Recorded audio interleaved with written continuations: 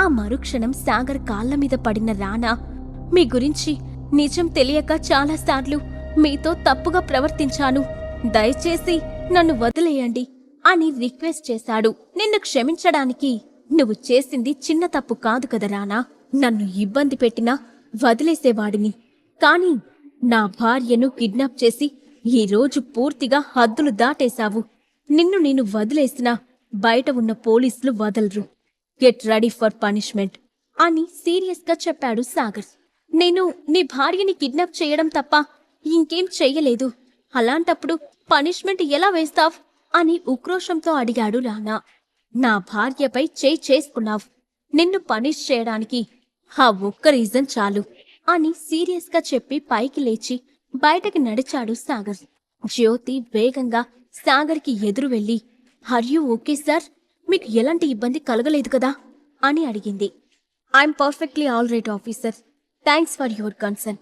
అలాగే కంప్లైంట్ ఇచ్చిన వెంటనే స్పందించి ఇక్కడికి వచ్చినందుకు I'm very grateful to you అని హుందాగా చెప్పాడు సాగర్. మా డ్యూటీ మేం చేశాము, ఇందులో గొప్ప విషయం ఏముంది, సరే మీరు మీ కాంటాక్ట్ నెంబర్ ఇచ్చి స్టేట్మెంట్ రికార్డ్ చేసి ఇక్కడి నుండి వెళ్ళిపోవచ్చు అని వెంటనే కానిస్టేబుల్ను పిలిపించి ఆ పని అప్పగించింది ఆఫీసర్ జ్యోతి. సాగర్ స్టేట్మెంట్ ఇస్తున్న సమయంలోనే కొంతమంది పోలీసులు రానాను అరెస్టు చేసి తీసుకువెళ్లిపోయారు. ఆ తర్వాత సాగర్ అక్కడ నుండి బయలుదేరి రోడ్ దగ్గరికి రాగానే అతని ముందు 6 లగ్జరీ కార్లు వరుసగా వచ్చి ఆగాయి. అందులో నుండి హడావుడిగా బయటకు దిగిన కేదార్, సార్ మీరు బానే ఉన్నారా అని అడిగాడు. నేను బానే ఉన్నాను, మనం ఇక్కడ ఎక్కువసేపు ఉండడం మంచిది కాదు, గెటిన్ అని చెప్తూనే కార్లో కూర్చున్నాడు సాగర్. ఆ మరుక్షణం కేదార్ కూడా కూర్చోవడంతో కార్స్ అన్నీ అక్కడి నుండి వేగంగా దూసుకుపోయాయి. అదంతా కాస్త దూరం నుండి చూసిన ఆఫీసర్ జ్యోతి, ఇండస్ట్రియలిస్ట్ కేదార్ స్వయంగా సాగర్ కోసం రావడం ఏంటి, అసలు ఈ సాగర్ ఎవరు అని అనుమానంగా అనుకుంది. 1 గంట తర్వాత అనురాగ్ రెస్టారెంట్లోని ఆఫీస్ రూంలో కేదార్తో కలిసి కూర్చొని ఉన్నాడు సాగర్. వాళ్ల ముందు భయంగా చేతులు కట్టుకొని నిలబడి ఉన్నాడు మచ్చా మోహన్. నువ్వు సాగర్ సార్నే బెదిరించేంత గొప్పవాడివయ్యావా? కోపంగా కళ్ళెర్ర చేస్తూ అడిగాడు కేదార్.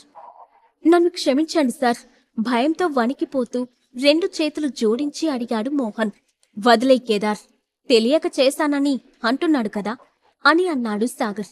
దాంతో కేదార్, మళ్ళీ ఇలాంటి పనులు చేస్తే ఈసారి నువ్వు కాదు, నీ బాడీ మాత్రమే వెనక్కి వస్తుంది, ఇక వెళ్ళు అని హెచ్చరించాడు. సరే సార్ అని భయంగా తలూపి అక్కడి నుండి వెనక్కి తిరిగాడు మోహన్. 1 నిమిషం ఆగు మోహన్ అని సాగర్ అనడంతో మోహన్ వెంటనే ఆగి వెనక్కి తిరిగాడు. ఇక నుండి ఆ స్వరూప్ ప్రతి యాక్టివిటీ నాకు తెలియాలి అని చెప్పాడు సాగర్. దానికి మోహన్ అలాగే సార్ అని చెప్పి వెళ్ళిపోయాడు. ఆ తర్వాత కాసేపు కేదార్తో మాట్లాడిన సాగర్ కూడా అక్కడి నుండి వెళ్ళిపోయాడు. తన కోసం పెద్ద రిస్క్ చేసిన సాగర్ నుండి 4 రోజులుగా ఎలాంటి కాల్స్ కూడా లేకపోవడంతో ఎలా ఉన్నాడో తెలుసుకోవాలని అఖిల ట్రై చేస్తూనే ఉంది. కానీ అతని నుండి ఎలాంటి రెస్పాన్స్ రాకపోవడంతో కంగారు పడుతుంది. ఒకరోజు ఆఫీస్కి బయలుదేరుతున్న అఖిల దగ్గరకు వచ్చిన శైలజ, బేబీ నీ వాట్సాప్కి ఒక పిక్ పంపించాను, అందులో ఉన్న అబ్బాయి పేరు భువన్, త్రిలోక్ విల్లాస్లో మేనేజర్గా వర్క్ చేస్తున్నాడు.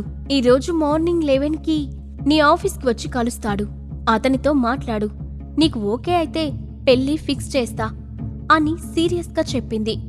What nonsense are you talking mummy, నాకు ఆల్రెడీ పెళ్ళయింది, నా ఇష్టాలతో ఏం పనిలేదా అని ఆవేశంగా అడిగింది అఖిల. ఆ మాటకి కూతురి వైపు కోపంగా చూస్తూ, నువ్వు ఎందుకిలా మాట్లాడుతున్నావో నాకు బాగా తెలుసు, అనవసరంగా నాతో వాదించకుండా అతను ఆఫీస్కి వచ్చినప్పుడు సరిగ్గా మాట్లాడు అని చెప్పి వెనక్కి తిరిగింది శైలజ. నువ్వు చేస్తున్న పని నాకు నచ్చలేదు మమ్మీ, అతను నా ఆఫీస్కి రావడానికి వీల్లేదు, కాదని వచ్చినా కూడా మాట్లాడను అని కోపంగా చెప్పి ఆఫీస్కి బయలుదేరింది అఖిల. నీకే ఇంత పంతం ఉంటే నిన్ను కన్న తల్లిని, నాకెంత పంతం ఉండాలి, నువ్వు ఈరోజు అతన్ని కలిసే తీరాలి అని అనుకుంటూ వెంటనే భువన్కి కాల్ చేసి అఖిల కలవడానికి ఒప్పుకుందని ఆఫీస్కి వెళ్ళమని అబద్ధం చెప్పింది శైలజ.